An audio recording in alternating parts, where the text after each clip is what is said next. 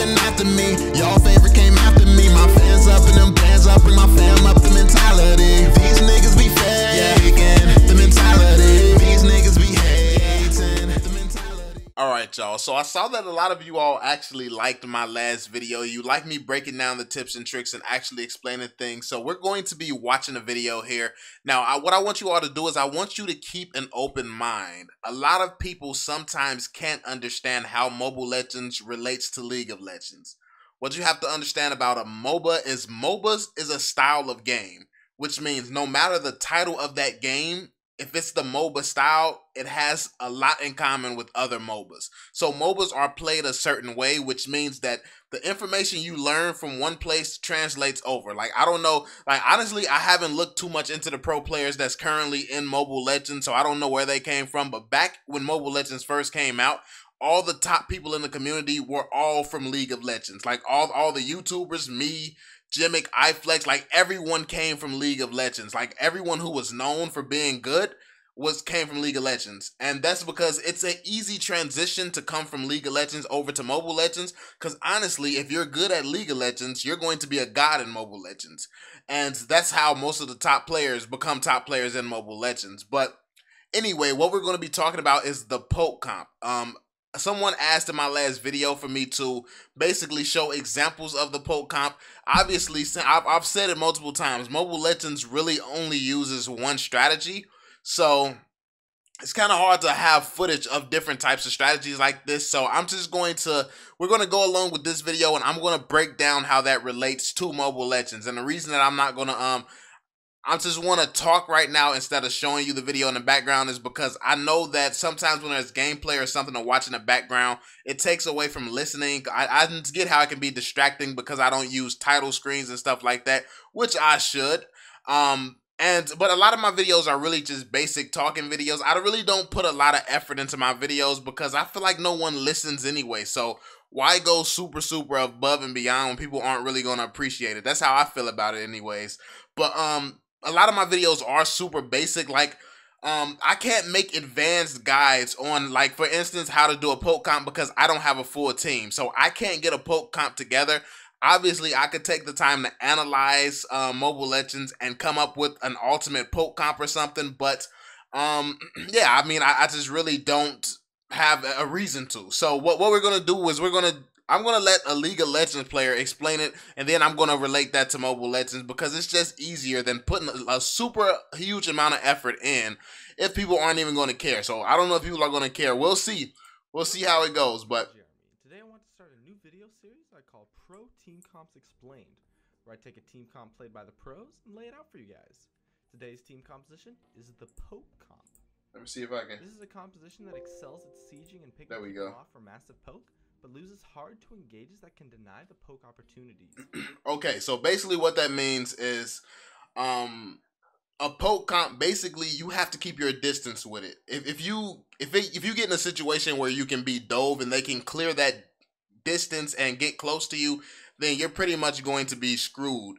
So you have to be in a position where you're always in poke range. You have to be able to kite. You have to stay in your range and play the game. Be able to play the game and be in the position that best suits your team comp. That's something that's not practiced much in Mobile Legends. Everyone's just kind of wild, like just looking for an opportunity to attack. Like it takes a very high level of skill to be able to, as a team, like positioning by yourself can be super hard. At pro level, you all have to be able to position as a unit, position as a full team all together. So basically, yeah, that's what he's talking about. And he'll get into it like deeper into the video. I watched a little bit of it. He's going to get into how certain heroes help. Well, it's like crucial to have them when you're using a poke comp. And Rafaela, based on the poke comp and the strategies and the disengage that you need to have to run this comp, you're going to more than likely need a Rafaela. But let's continue. Let's see what he has to say. And yeah, I'm going to keep relating that back to Mobile Legends so you all can understand it a little bit better. It revolves around the ability to poke people down while avoiding engages to continually poke the enemy to either force them off of the tower or force a 4v5 situation. So a good hero to do this basically would be Farsa. Farsa, when she's using her ultimate, no one can get close, which means you keep everyone at poke range. So that means Farsa, she's just letting off the ultimate, and then she can get it back so fast and do it again. So Farsa, she just keeps letting off the ultimate, keeping people at poke range. Then the other heroes, the other poke heroes you have, they're just free to poke because no one can step too close to them because of Farsa. So having a combination like that, I think that Farsa is a good pick to start building a poke comp around. So yeah, let's continue. It can be fairly hard to play against because of the immense kiting potential and massive, almost unavoidable, poke. Let's go over the picks and bans for this composition. Alright, so this isn't going to be as relatable to Mobile Legends, but we are going to go over some picks in Mobile Legends that would be a little bit similar. Now this entire comp builds off of one champion, and that is Lux Mid. If you can't play Lux Mid for whatever reason, you need to play Lux Support. The reason for this is because of Lux's light binding. This snare is the key ability for the synergy of this entire composition. While sieging, your goal is to hit a binding on a squishy target and then have everyone unload everything onto that target hit to insta-give them to create a 45 situation. Okay, so basically, they're trying to take out one person quick, so it's a 4v5 situation basically. So this person like really just basically takes out mid, and then that leaves a situation where you have the numbers advantage. So it's a numbers game, which makes it a lot easier. But in the case of Mobile Legends, honestly, there's a lot of people you could probably put mid, and that would work pretty well. There's so many people who can just take out people fast. Like I think even a Cyclops probably could take out people. Well, I don't know. That's the thing. Like the thing when you're actually trying to develop a comp like this is to basically understand all the heroes, all the buffs, how strong, who's been nerfed, all this type of stuff, all this information. Like this is what's needed to make an advanced guide. And I can't make an advanced guide, obviously, because I don't pay that much attention to Mobile Legends anymore. I don't know any of the latest nerfs. I don't know any of the latest buffs. I don't know any of that. And what's crazy is when I go, without knowing any of this information, when I go hop into a game, I can perform just as well as always. Like that just should not be possible. It should not be possible to not have any information, to have what people would say is bad builds and stuff all the time, and still be able to perform the best on the team. Like that's one of the biggest issues. The issue comes in knowing how to play your role and playing your role well. That's the first step to being able to play any comp well. You have to know how to play each role well, and every player has to know how to play their role well, and then as a whole, you have to know how to play your role together as a unit, so everyone is playing their role correctly, but also playing it correctly for whatever team composition that you're using. So if you're going to be using a poke comp, if you're going to be using a dive comp, whatever you're going to be using, you have to not only know how to play your role, but you have to know how to play your role in a way where it works with the other roles on your team, if that makes sense. So it gets that's where a complication comes in at. Everyone thinks that learning how to use a hero or getting super good with that hero, like being able to take out multiple people with that hero, that's what makes you good. No, that's just the Mobile Legends community. That's just what Mobile Legends players think, because the community is still young. People are still impressed by seeing a Fanny play. When you get to like 3, 4, 5 years that Mobile Legends has been around, if Mobile Legends even makes it that long, no one is still going to be impressed by Fanny. And what people are going to really be looking for is the people who actually have this true skill set of being able to position well and play their roles and stuff like that. Like, so because Mobile Legends is still in the baby stages, people are super impressed just by somebody being mechanically good. When it comes down to a MOBA, mechanical skill is absolutely nothing. So yeah, anyway. Nidalee mid can also be used for a substitute, but is nowhere near as effective. So notice how they just they use that hero to take out the mid person, to set the stage for their poking, leaving it a 5v4 situation. Top lane we play Jace, of course, for the massive poke damage. His EQ combo is incredible for sieging because it's very hard to dodge, can hit multiple people, and does amazing damage. In addition, his acceleration gate is a phenomenal disengage tool. Now remember that disengage is also a key part of this composition because it's very important to avoid engages. If you can't get Jace, you can play a tanky AP Nidalee top. Alright, so this really doesn't relate to Mobile Legends. So let's put this in terms where it does relate to Mobile Legends. And that's basically the disengage. When it comes down to disengaging, who you want to go with is probably a Rafaela. And the reason that that's the case is because with Rafaela, you can go in, dive, or even Hylos. You can go in, dive, and then you can exit out very, very fast as well. So, or a hero who has an engage and a disengage, like Hayabusa. Hayabusa has the same thing. He can engage and disengage. That disengage is very, very huge. Like I said, if you allow a team to get close to you and close the distance, that's really going to hurt your comp, because if your comp is built around poking, if a team gets too close, you're going to be pretty much useless. So that says a lot about the level you have to play at, because you can't let them close the gap ever. Like any mistake and your team is wiped when you have a comp like this. Like a poke comp is not going to be super, super sustainable. You all have to be able to position well enough to make sure that they just never get close.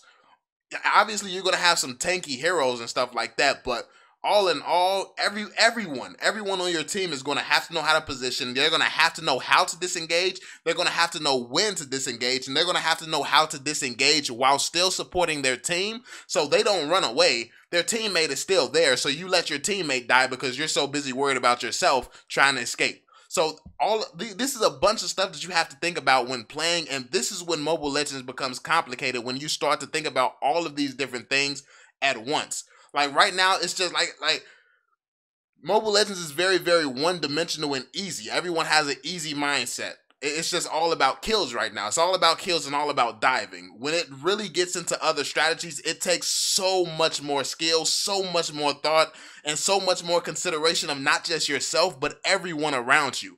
That's what it means to play a MOBA. And that's why I can't do a lot of the videos. Like, a lot of people want to say, oh, VeLL, prove that you're better than pros. Prove this, prove that. In order for me to prove how good I actually am, the only way that's possible is to have a full team. There's absolutely, and I have no motivation to go and get a full team just to prove it. When honestly, if you watch my videos, if you pay attention to the stuff that I point out, if you actually listen to my knowledge of the game, even if let's say I suck completely mechanically, my knowledge alone of the game, you can hear the level that I'm at. You know the level that I'm at simply based off the knowledge. Mechanical skill is easy to learn. Just put enough time in, put enough practice, and obviously you all have seen me use mechanical skill before, so that's not even in question either. So it's like, I don't know, people just like randomly say stuff that just doesn't make sense, but the fact of the matter is, in order for these things to really be taken seriously, in order for these things to really come to pass in Mobile Legends, it's going to take full teams of people. That's why you have to get paired with people on your level. Mobile Legends matchmaking just does not support an actual MOBA style of play right now. Like right now, it's just Mobile Legends is just all about killing. It's just a kill fest right now. And the matchmaking supports just slaying. But when it comes down to what's going to make Mobile Legends and take Mobile Legends over the top, it's really going to be these team plays and team strategies and stuff like that. But it really just won't be as good, just like with AP Nidalee mid. Down at the bot lane, we play Janna support with an AD carry that can poke at high ranges, meaning Varus, Graves, Caitlyn, or Ezreal. Now this is the crucial disengage. So that was the like he was talking about a disengage character that has mobility, and that was like a single player, like a Mortis or something like that, or a Hayabusa who can get in there, deal some damage, or hit some crowd control or something, and still get out and disengage. Now, this is more similar to Rafaela, where you can disengage for the entire team. It's very, very crucial that the entire team is capable of taking advantage of this disengage. So this will be like a Rafaela pick right here. Support is also a very key piece of this composition. So yeah, so many engages. The disengage is super, super huge for this type of composition. Which you should be rushing on Janna, by the way. And that fills up the crucial disengage for this comp. If you play a poke composition with no disengage, it's like having everyone on your team build glass cannon. It's so easy to catch out your team and just kill people because you have nothing to stop your opponents from simply just running in and starting a straight up fight, which this comp is poor at, resulting in a lost engage. Look at that. Look at how everybody just sped up and bagged up, repositioned. Look at that.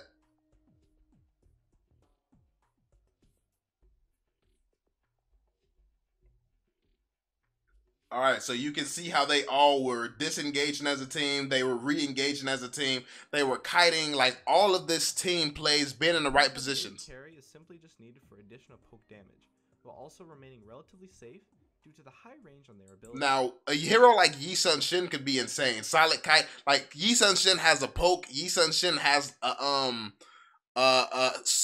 global ultimate that can hit everyone who's there at all times. So like he works as well as Leslie. Leslie is a super poke type of hero as well because of the range of her ultimate and stuff like that. There's a lot of heroes that fits well. Basically when it comes to this poking ADC role here. So basically with what we're talking about right now, we've pretty much already come up with a pretty decent time. You got Rafaela, we got Yi Sun Shin, you got Martis, Hayabusa, something like that, and then probably let's say Hylos. That could be the comp you use. You have a lot of speed there. You have that sustainability.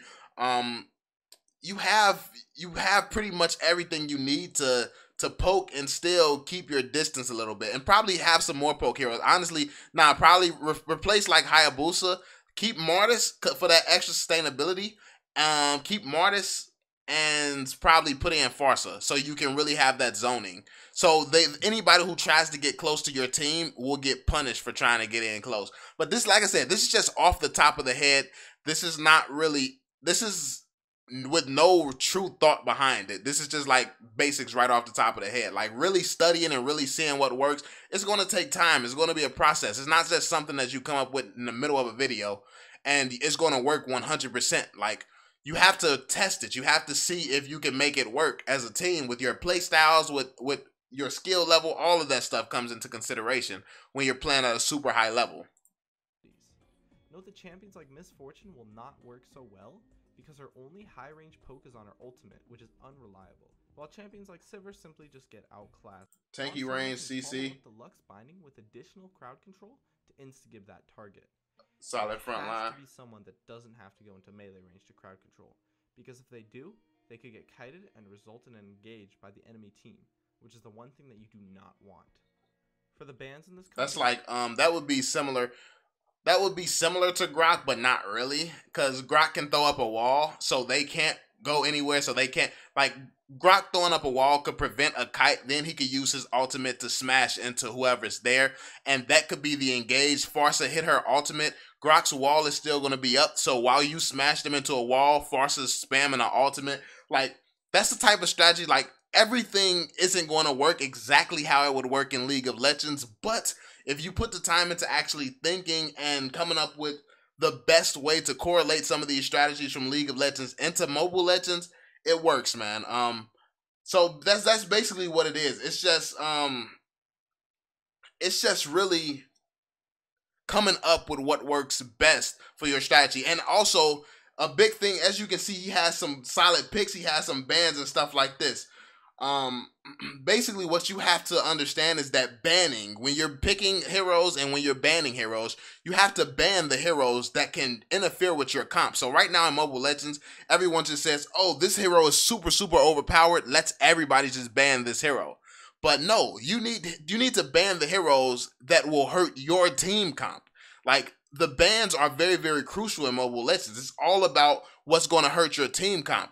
One hero might be the strongest hero in the game, but that may not be the strongest hero against your team comp. Let's say you have a hero that has to get in super close and they're the most powerful hero in the game. If you have a poke comp, just because that hero is the most powerful hero in the game, if they use that hero against you and they have to get in close, but you have a bunch of heroes that specialize in not letting people get in close, that hero, even though it's the best in the game, will get absolutely destroyed if they try to go against that team comp. And that's why the power of a team comp is way more effective than just trying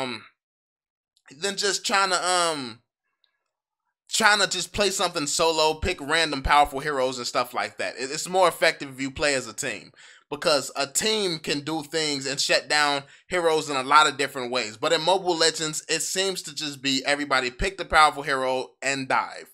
But that's pretty much it. I'm not going to go through the entire video. Somehow we've made 3 minutes, a pretty long video here. So I'm not going to keep talking your ear off. Hopefully this was helpful, man. Hopefully these tips and advice helped you a little bit. That's pretty much it, man. Let me know what you all think in the comment section down below. If you want me to keep going into it and break it down, if you like this, if you like me explaining it and showing comparisons from League of Legends and other games, let me know in the comment section. Make sure you all drop that thumbs up, subscribe to the channel if you're new, and I'm gonna catch y'all on the next one, homies. Peace out, y'all. I'm on it. Can't fail for my family, I want it. So they'll never need hope.